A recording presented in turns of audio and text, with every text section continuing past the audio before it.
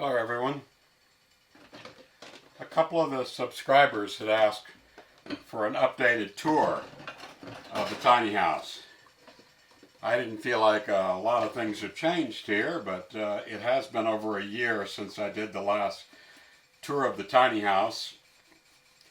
And so let's do another tour and you can see how it looks. If you haven't seen the previous tour, then this will be your first chance to be able to see what it looks like, especially here on the new off-grid property up here in northwest Wyoming.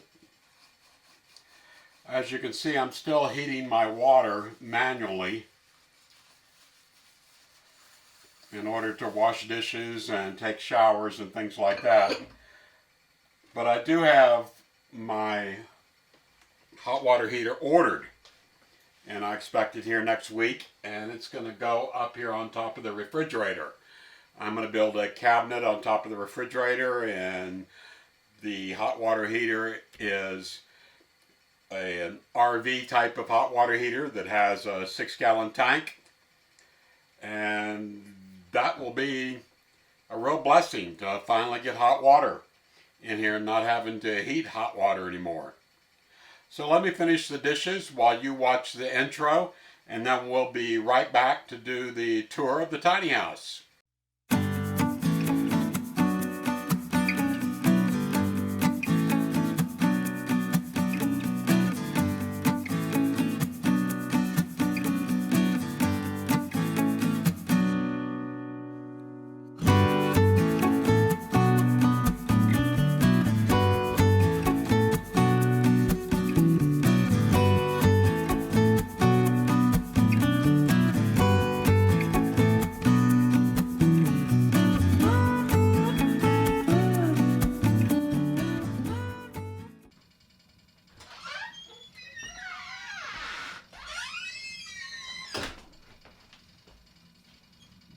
Welcome to the tour of the tiny house. When you first come into the tiny house, we have a closet right here next to the door.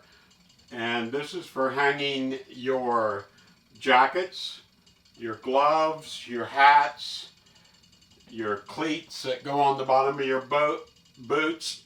Any of your wet boots can get stored down here. It has cedar in the bottom so that it will not be damaged by like wet boots that have snow on them and things like that. And then up above the hanging locker is my printer. And then after you come in the front door, the desk is right directly behind this hanging locker, and then of course the front window's up there. Let's go take a look at the desk. So this is my desk area, and I have a large 27-inch BenQ monitor. I have an iPad that's over there on the side. There's a light there. Of course, a keyboard and a mouse. There's a pair of headphones with a microphone attached. And then up above the desk is some of my books. Down below the desk is where I store my laptop computer that everything is hooked into. There's also a box on the floor that I store miscellaneous items into.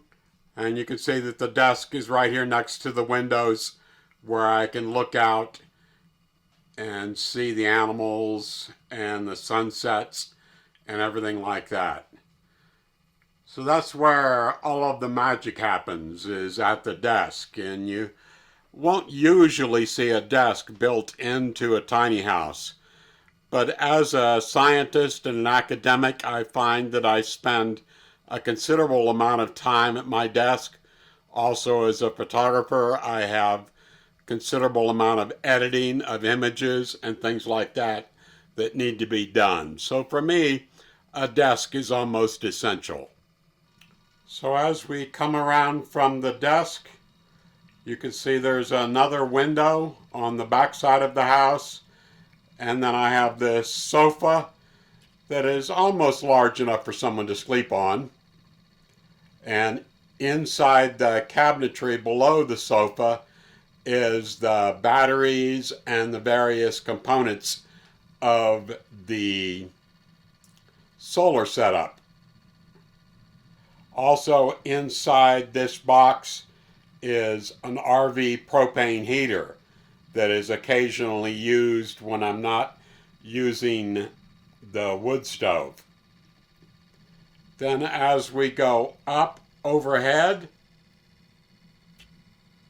there's a thermostat on the wall, a shelf overhead for books and whatnot, and then there's a loft area that is good for storage and things. You can see I don't have it filled up, but I do have a few things that could go up there, and it's also currently in a state so that when Alfia comes in a few months, or whenever the borders open again because of the pandemic, that she'll have room to store her things.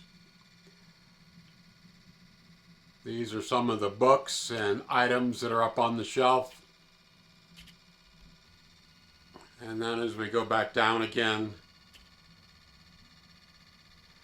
this is the wood burning stove and the stairs that go up to the loft. So the wood burning stove is right across from the front door, making it really convenient to be able to bring in the wood and items that go to the stove, and also to be able to take out things like ash and stuff without going all the way through the house. So these are the stairs that go up to the loft. And you'll notice there's a storage area behind the stairs. This gives a storage area for wood and also for brooms, dustpans, various things like that.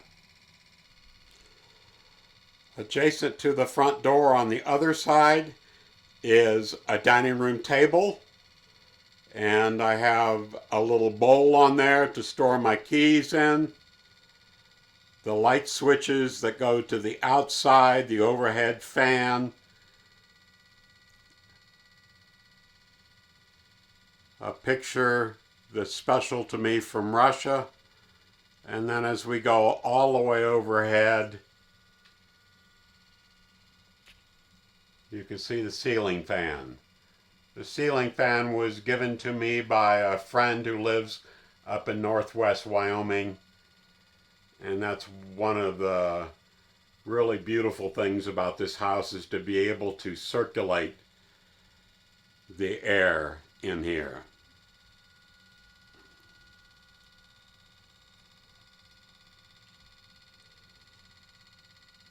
Over on the left-hand side, you see the kitchen, which is unfinished, and the counter overhangs so that one person can sit in a chair at the end while another person is cooking. And that allows them to kind of share and be part of the family. Now let's go take a look at the kitchen. So this is the underside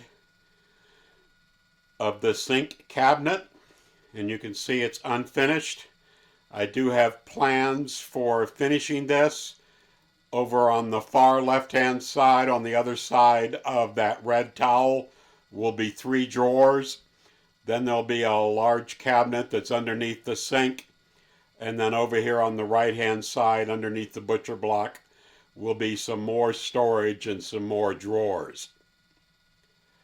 Above the countertop you can see the light switch and an electrical outlet, and then I have the storage for my knives, and there's a little cabinet overhead that is storage for some of the dishes, and also I usually store things like cupcake mixes and things like that in there.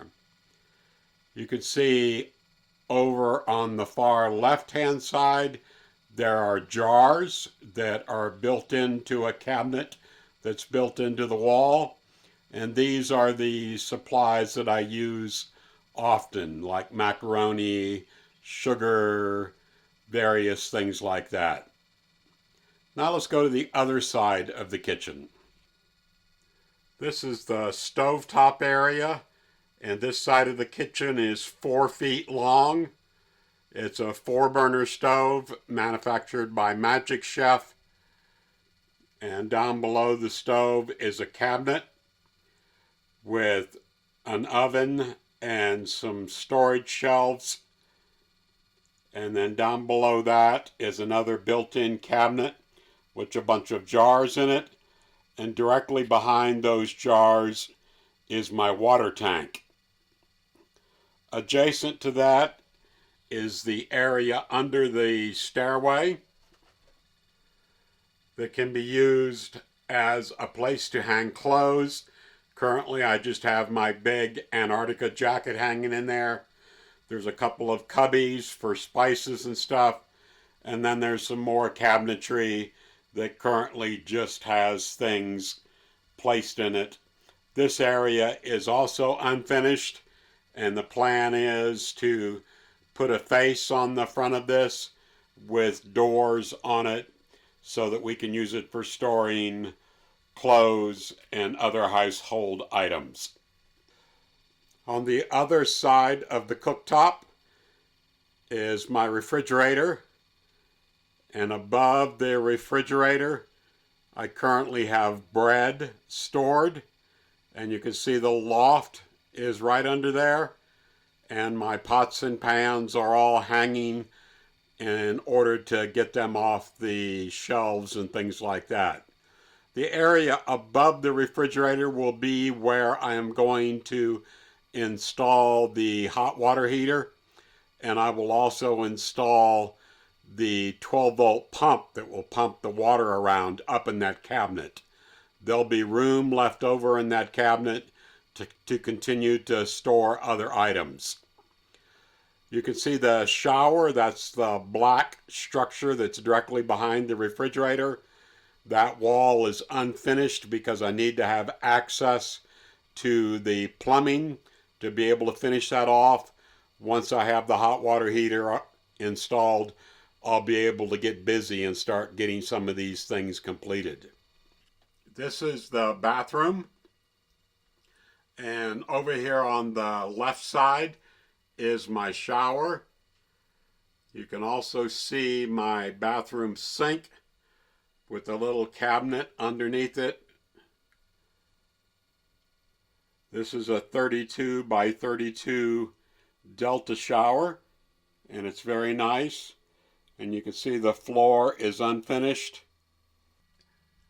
This is the other side of the bathroom. I have some shelves that are built into the back wall, a light switch, electrical outlet, and then we have my composting toilet. Those bottles of detergent that you see back there in the back, that's what I use as urine bottles. And then each day those go out either to the compost pile or to the garden and have water added to them to dilute them.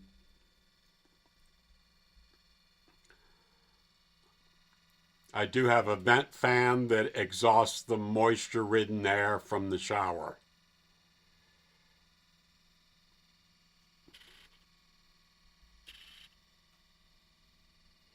Below the sink, I have some storage, and that's eventually going to be built in. That red blanket you see is for putting over the door anytime that I have any visitors here and they need some privacy. I usually do not have visitors here, and I don't need privacy from myself. Okay, so we're back by the front door again. Let's go take a look up into the sleeping loft.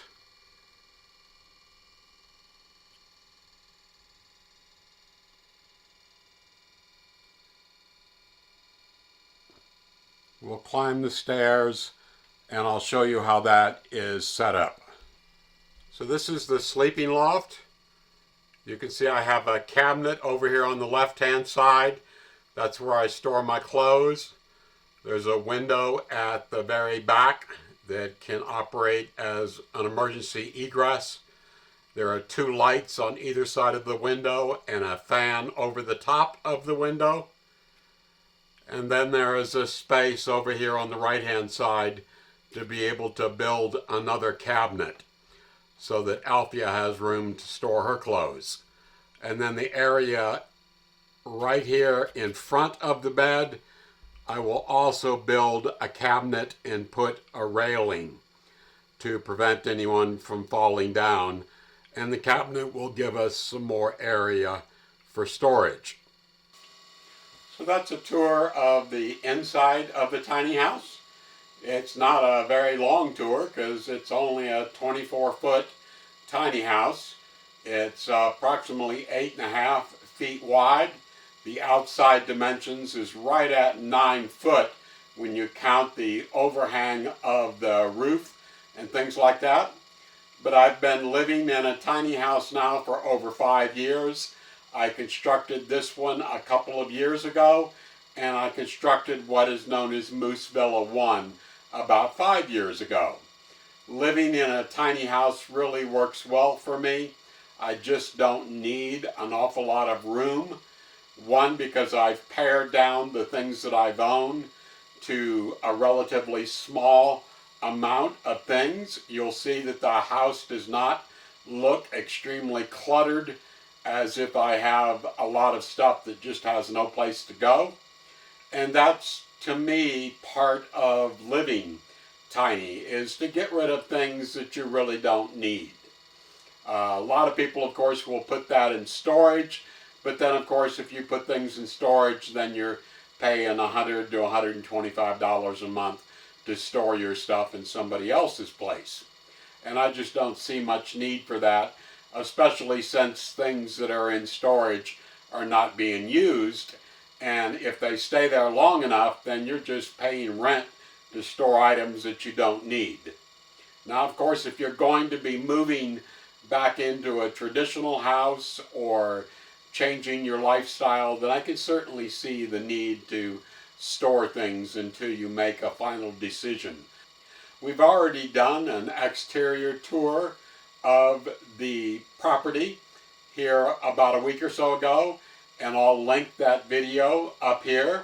If you haven't seen it yet, it's a very good tour. We'll be doing another tour like that because a lot has changed outside in the past couple of weeks.